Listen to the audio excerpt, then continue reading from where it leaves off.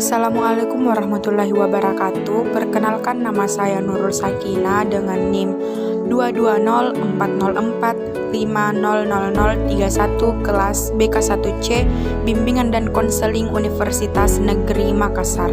Pada video kali ini saya akan membahas mengenai komponen bimbingan dan konseling komprehensif.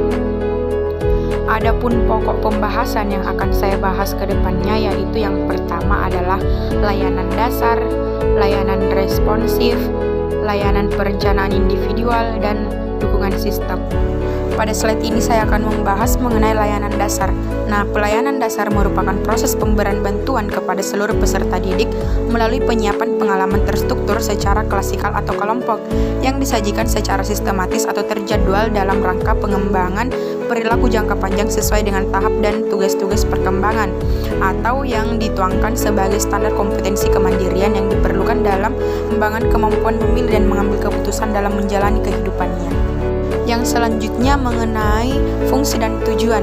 Nah, secara khusus pelayanan dasar bertujuan membantu peserta didik agar pertama yaitu memiliki kesadaran pemahaman tentang diri dan lingkungannya, pendidikan pekerjaan, sosial budaya, dan agama.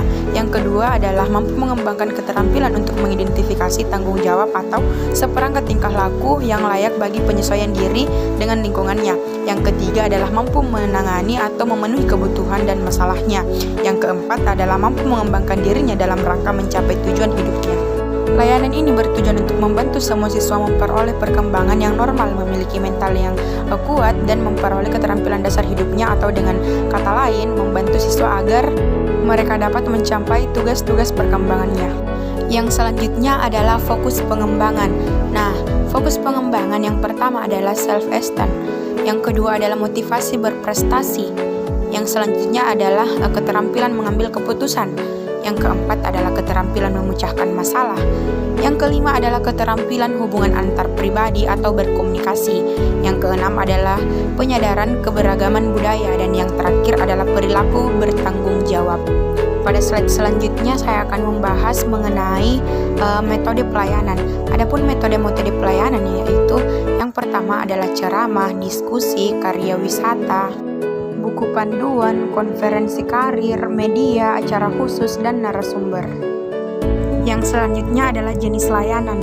Yang pertama adalah layanan orientasi, layanan informasi, layanan bimbingan belajar, layanan penguasaan konten, layanan konseling perorangan, bimbingan kelompok dan konseling kelompok, dan yang terakhir adalah layanan konsultasi.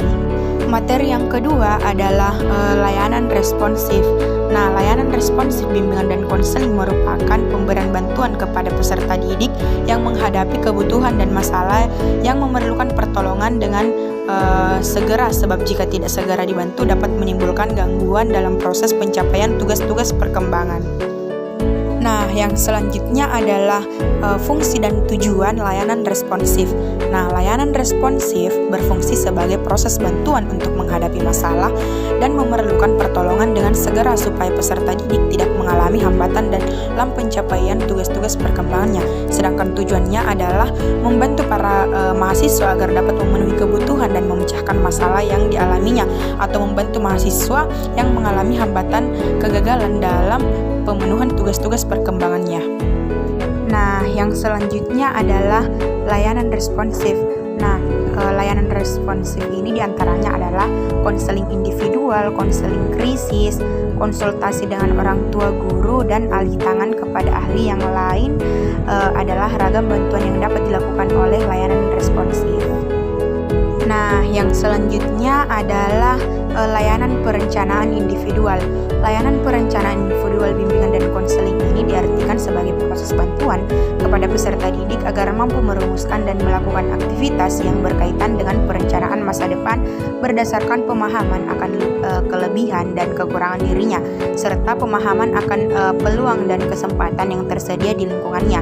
Nah, pemahaman serta peserta didik secara mendalam dengan segala karakteristiknya, penafsiran hasil asesmen, dan penyediaan informasi yang akurat sesuai dengan peserta didik mampu memilih dan mengambil keputusan yang tepat di dalam pengembangan potensinya secara optimal, termaksud kebutuhan dalam khusus peserta didik. Pada slide selanjutnya saya akan membahas mengenai tujuan dan fungsi perencanaan individual. Nah, tujuan perencanaan individual sebagai upaya memfasilitasi konseling untuk merencanakan, memonitor, dan mengelola rencana pendidikan, karir, dan pengembangan sosial pribadi oleh dirinya sendiri. Nah, perencanaan individual berfungsi sebagai kegiatan yang membantu siswa untuk merencanakan, memonitor, dan mengelola pengembangan belajar, karir mereka pribadi sosial. Yang selanjutnya adalah dukungan sistem. Nah, layanan dukungan sistem, bimbingan dan konseling merupakan komponen layanan dan kegiatan manajemen, tata tertib, infrastruktur, misalnya teknologi informasi dan komunikasi, dan pengembangan kemampuan profesional konselor secara berkelanjutan, yang secara tidak langsung memberikan bantuan kepada peserta didik atau memfasilitasi kelancaran perkembangan peserta didik. Nah, berikutnya adalah tujuan dan fungsi.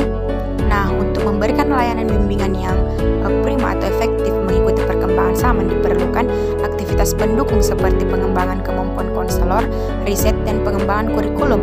Nah, dukungan sistem juga memfasilitasi kebutuhan bimbingan dari program sekolah yang lain untuk mencapai iklim, saling membantu dalam mensukseskan sistem pendidikan sekolah.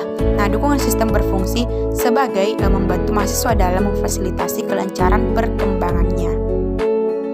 Nah, yang selanjutnya adalah jenis layanan. Nah, jenis dukungan sistem penyelenggaraan bimbingan dan konseling di sekolah yakni yang pertama adalah pengadaan ruang khusus bimbingan dan konseling, lalu alat penunjang layanan dan bimbingan dan konseling, dan keaktifan guru bimbingan dan konseling dalam organisasi profesi. Nah, itulah tadi pembahasan saya mengenai bimbingan dan konseling komprehensif. Untuk lebih dan kurangnya mohon dimaafkan, dan saya ucapkan wabillahi taufiq wal hidayah. Wassalamualaikum warahmatullahi wabarakatuh.